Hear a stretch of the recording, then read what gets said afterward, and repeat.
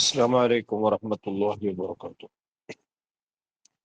الحمد لله رب العالمين والصلاة والسلام على أشرف المرسلين وعلى آله وصحبه أجمعين.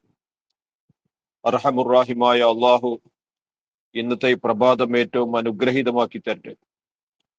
ജീവിതത്തിൽ നാം ആഗ്രഹിക്കുന്ന ഹലാലായ ഉദ്ദേശങ്ങൾ, നമ്മുടെ ജീവിതത്തിന് ആവശ്യമായ പല പല കാര്യങ്ങൾ അള്ളാഹു അവകളൊക്കെ നിറവേറ്റി തരട്ടെ. ദുരിതങ്ങളിൽ നിന്നും വിഷമങ്ങളിൽ നിന്നൊക്കെ അള്ളാഹു സലാമത്താക്കുമാറാവട്ടെ.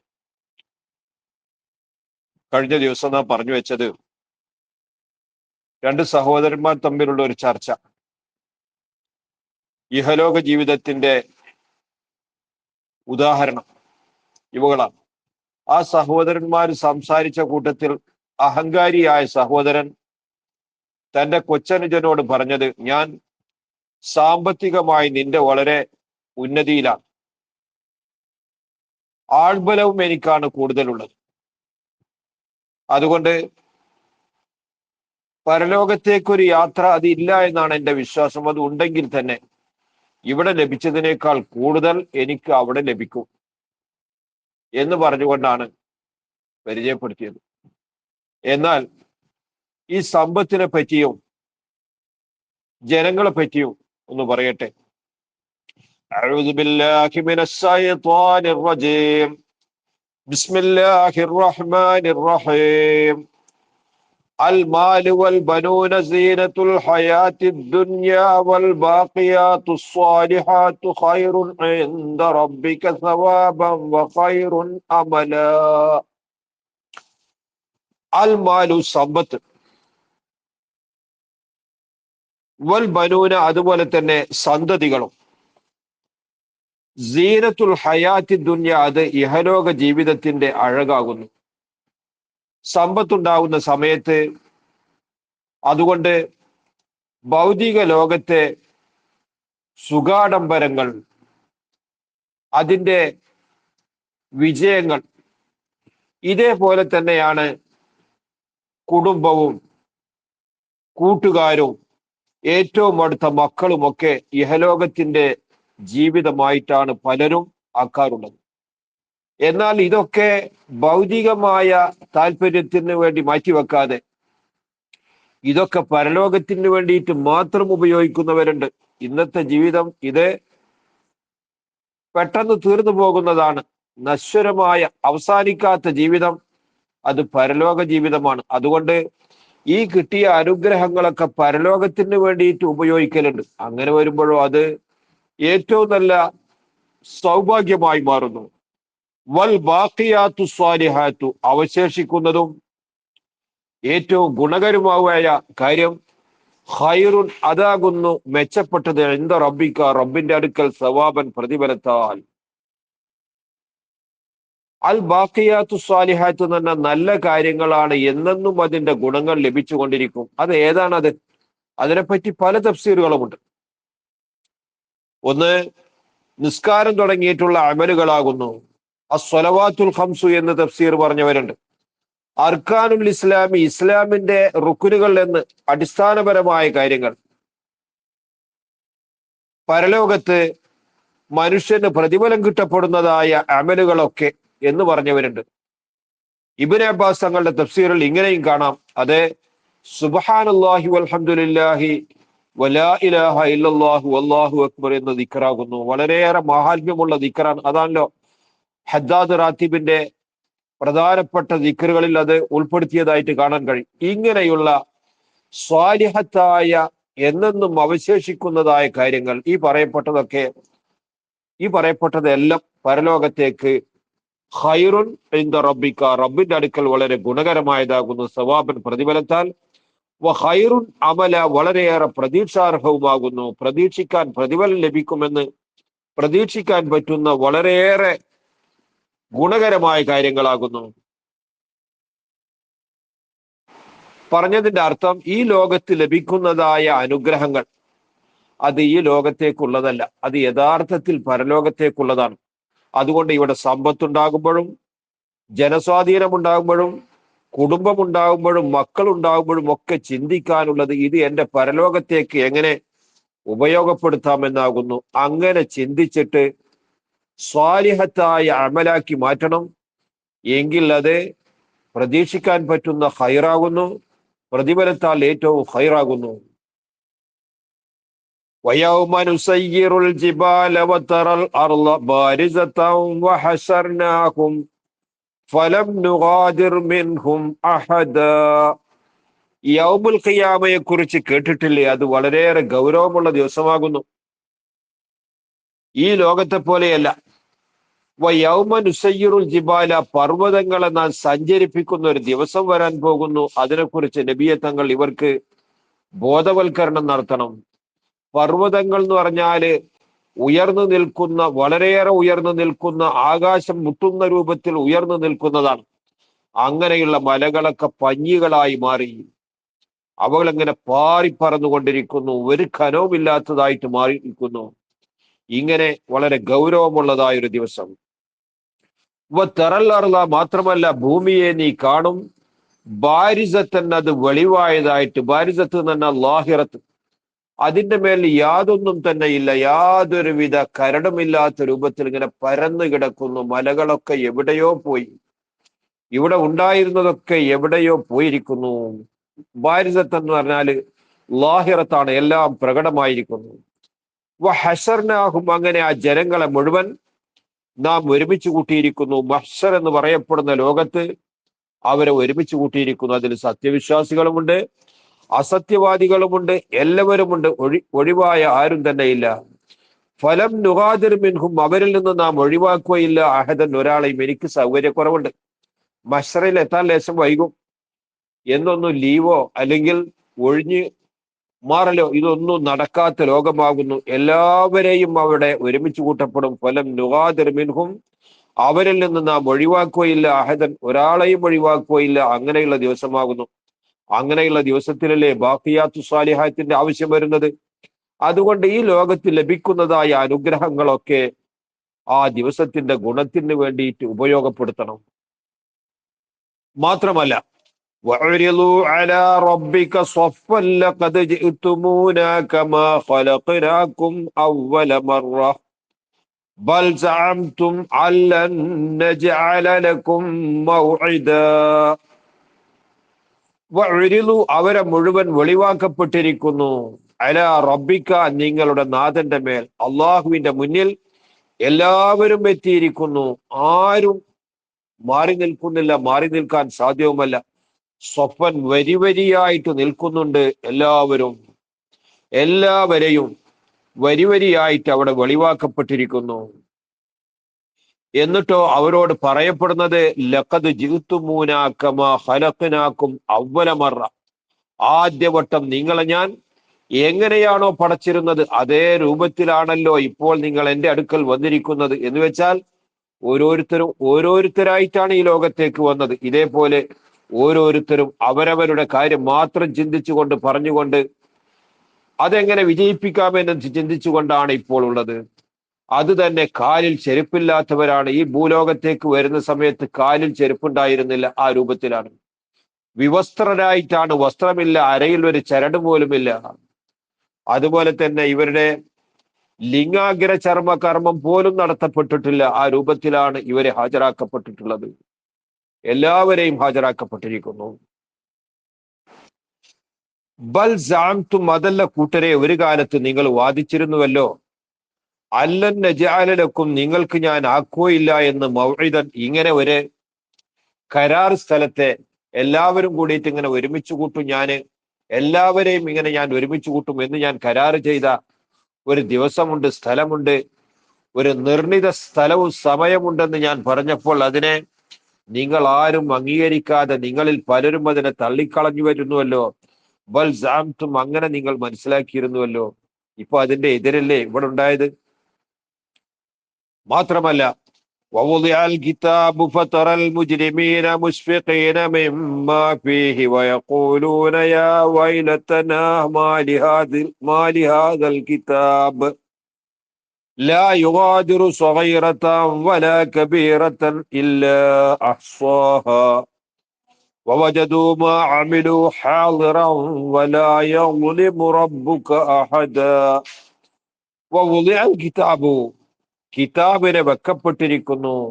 നന്മയും തിന്മകളും ചെയ്തതിനെ മുഴുവൻ രേഖപ്പെടുത്തിയതായ ഏടുകളുണ്ട്. ആ ഏടുകളെ വെക്കപ്പെടേണ്ടിടത്ത് വെക്കപ്പെട്ടിരിക്കുന്നു. സത്യവിശ്വാസികളുടെ വലതു കൈകളിലും അവിശ്വാസികളുടെ ഇടത് കൈകളിലും ആ രേഖകൾ, കിതാബുകൾ വെക്കപ്പെട്ടിരിക്കുന്നു.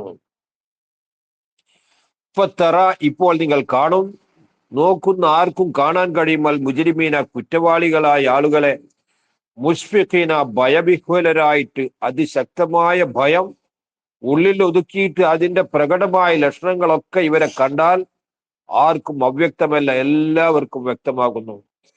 മിമ്മ ഫീഹി, അതിന്റെ കാരണം ആ കിതാബിൽ അടങ്ങിയതായ കാര്യങ്ങളാകുന്നു. ആ കിതാബിലുള്ള കാര്യങ്ങൾ ഇവര് മനസ്സിലാക്കിയപ്പോൾ അതിന്റെ ദുഃഖം, വിഷമം അവരുടെ മനസ്സിൽ ഒതുങ്ങാതെ അവരുടെ മുഖത്ത് അത് തെളിഞ്ഞു വരുന്നു.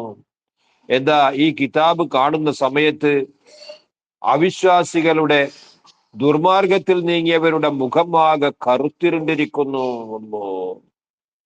എന്നാൽ നല്ലവരുടെ മൃഗമോ അത് വെളുത്തിരിക്കുന്നു. വഅമ്മല്ലദീന ബിയല്ലത്തു വുജൂഹുഹും വഅമ്മല്ലദീന സ്വദ്ദത്തു വുജൂഹുഹും, ഒരു വിഭാഗത്തിന്റെ മുഖം വെളുക്കുകയും മറ്റൊരു വിഭാഗത്തിന്റെ മുഖം കറുക്കുകയും ചെയ്യുന്ന ദിവസമാണല്ലോ ആ ദിവസം. അല്ലാഹുമ്മ ബയ്യിദ് വുജൂഹനാ യാ റബ്ബൽ ആലമീൻ. വയഖൂലൂന, മാത്രമല്ല അവർ പറയും, യാ വൈലത്തന, ഞങ്ങളുടെ നാശമേ, മാലി ഹാദൽ കിതാബി, ഈ കിതാബിന് എന്ത് സംഭവിച്ചു, ലാ യുഗാദിറു, ഇത് ഒഴിവാക്കിയിട്ടില്ലല്ലോ, ഒഴിവാക്കുന്നില്ലല്ലോ, സ്വഗീറത്തൻ, ഒരു ചെറിയ തെറ്റിനെയും, വലാ കബീറത്തൻ, ഒരു വൻദോഷത്തെയും, ഇല്ലാ അഹ്സാഹ, അവകളെ മുഴുവൻ ഉൾക്കൊള്ളിച്ചിട്ടല്ലാതെ സർവമാന കാര്യങ്ങളെയും, ജീവിതത്തിൽ സംഭവിച്ച ചെറുതും വലുതും സാരവും നിസാരവുമായ എല്ലാ കാര്യങ്ങളെയും ഈ കിതാബ് രേഖപ്പെടുത്തിയിട്ടുണ്ട്, ഒന്നും ഒഴിവാക്കിയിട്ടില്ലല്ലോ എന്ന് നെടുങ്കേതത്തോടു കൂടെ പറയുന്നു. മാത്രമല്ല വജദു, അവരെത്തിച്ചിരിക്കുന്നു, മാ അമിലു, അവർ ചെയ്തു കൂട്ടിയതായ കാര്യങ്ങളെ മുഴുവൻ, ഹാദിറൻ, സന്നിഹിതമായിട്ട്, എല്ലാം മുന്നിലുണ്ട്, എല്ലാത്തിന്റെ രേഖയും ഇവിടെയുണ്ട്. അതിന്റെ റെസീറ്റാണ് ഈ കയ്യിൽ പിടിച്ചിരിക്കുന്നത്. വലാ യളിമു റബ്ബുക, പറയാം, നിങ്ങളുടെ നാഥൻ അക്രമിക്കുകയില്ല, അഹദൻ, ഒരുത്തനെയും അക്രമിക്കുകയില്ല. ചെയ്യാത്ത കുറ്റം ഇവന്റെ പെരടിയിൽ വെച്ച് കെട്ടിക്കൊണ്ട് ഉപദ്രവിക്കുകയോ ചെയ്ത ഗുണത്തിന് പ്രതിഫലം നൽകാതെയോ, രണ്ടുമില്ല. അള്ളാഹു, നിന്റെ നാഥൻ, ഒരുത്തരെയും ആക്രമിക്കുകയില്ല, നീതി മാത്രമേ ചെയ്യൂ. ചിലപ്പോൾ അവന്റെ ഔദാര്യം നൽകിയെന്ന് വരും. എന്നാൽ ഇതൊന്നും പെടുന്നനെ അങ്ങോട്ട് ചെയ്തതല്ല. ഇതിനെക്കുറിച്ചൊക്കെയുള്ള ബോധവൽക്കരണം നേരത്തെ മുതലേ നടത്തിയിട്ടുണ്ട്. കേൾക്കണോ?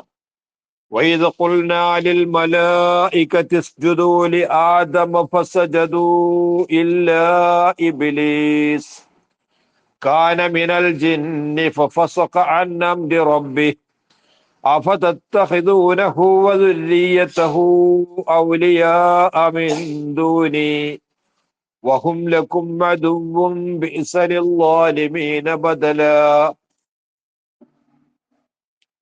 വൈദ് ഖുൽന, നാം പറഞ്ഞതായ സന്ദർഭത്തെ നിങ്ങൾ ഓർത്തു നോക്കൂ. ഞാൻ പറഞ്ഞതായ സന്ദർഭത്തെ നിങ്ങൾ സ്മരിക്കണം. ആരോട് പറഞ്ഞു? ലിൽ മലായികത്തി, മലക്കുകളോട് പറഞ്ഞു. ഉസ്ജുദൂലി ആദമ, നിങ്ങൾ ആദമിന് സുജൂദ് ചെയ്യൂ എന്ന് പറഞ്ഞു. അങ്ങനെ ഫസജദു, മലക്കുകൾ മുഴുവൻ സുജൂദ് ചെയ്തു. ഒരൊറ്റ മലക്കും തന്നെ സുജൂദ് ചെയ്യാതെ മാറി നിന്നില്ല. എന്നാൽ അന്ന് മലക്കുകളുടെ ഇടയിൽ ഉണ്ടായിരുന്ന ഒരുത്തനുണ്ടായിരുന്നു. അത് ഇബിലിസ് എന്ന പേരിൽ ഇന്ന് അറിയപ്പെടുന്നവനാണ്. ഇല്ല ഇബിലിസ, ഇബിലിസ് ഒഴികെ.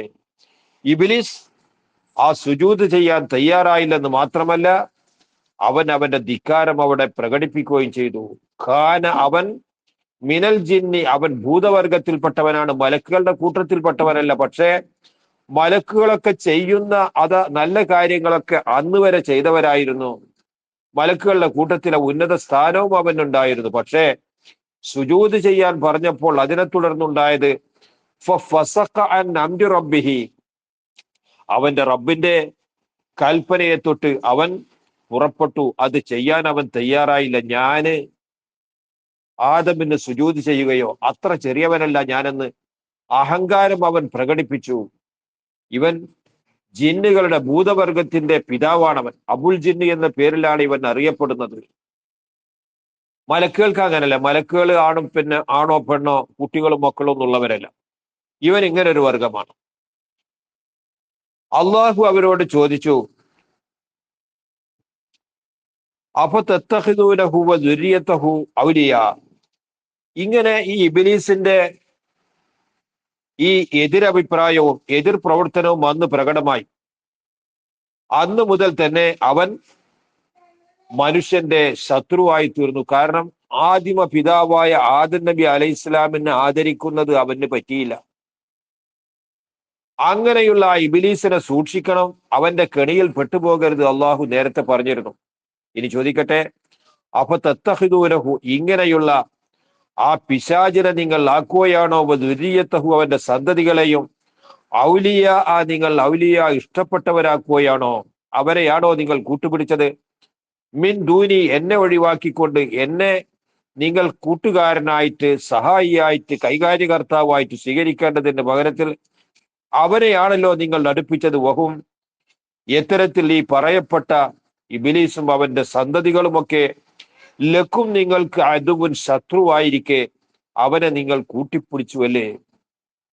ബീസലിൽ ലാലിമീന, നിങ്ങൾ ചെയ്തത് അക്രമാണ്. അക്രമികളുടെ വർഗം വളരെ മോശം.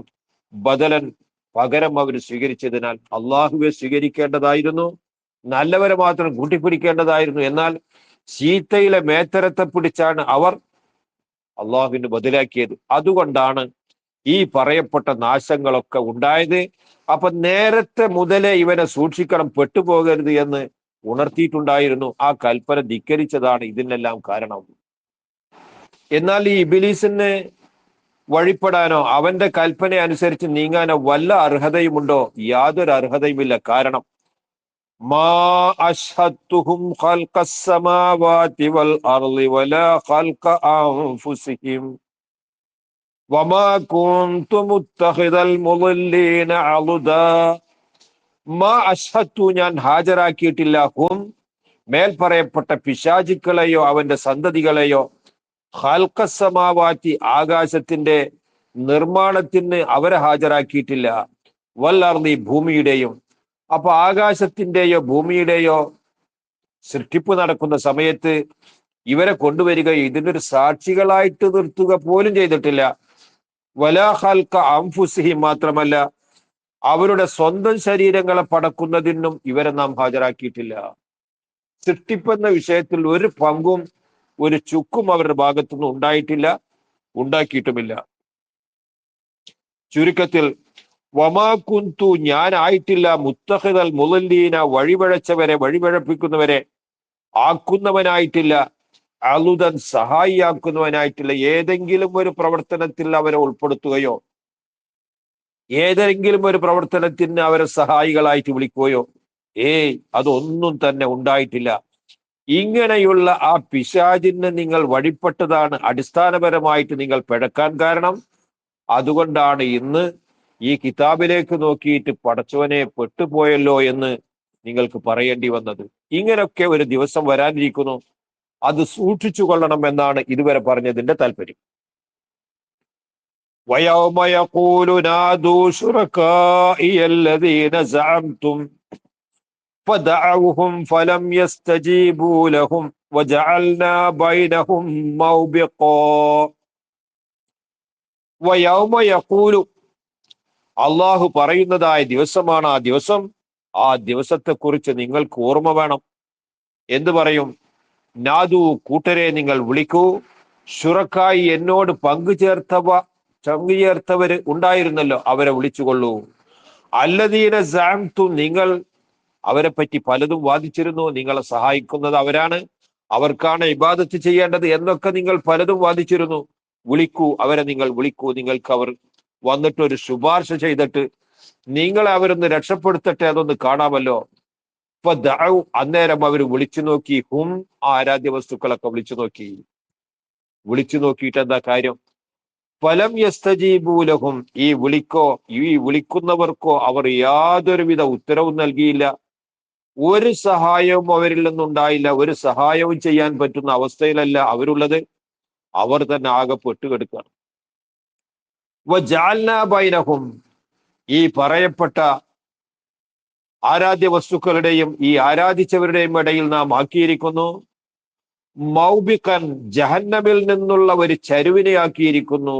അവർക്ക് ഒരുമിച്ച് കൂടാൻ സന്ധിക്കാനുള്ള ഇടമാണ് ഈ നാശത്തിന്റെ താഴ്വര.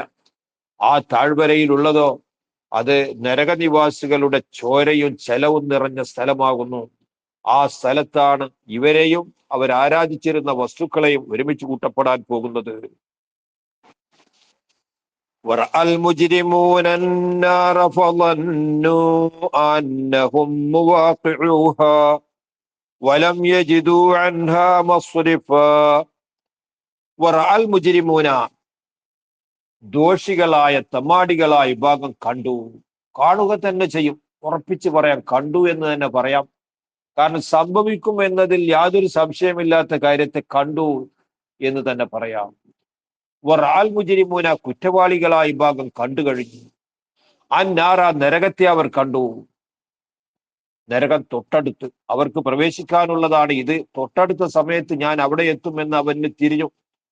ഫളന്നു, അവർ മനസ്സിലാക്കി, അന്നഹും, തീർച്ചയായും അവരെല്ലാം മുവാഖിഊഹാ, ഈ കാണപ്പെട്ടതായ നരകത്തിൽ ഉടനെ സംഭവിക്കുന്നവരാണെന്ന് അവർക്ക് തിരിയുകയും ചെയ്തു. എന്തായിരിക്കും ഇപ്പോഴുള്ള അവസ്ഥ?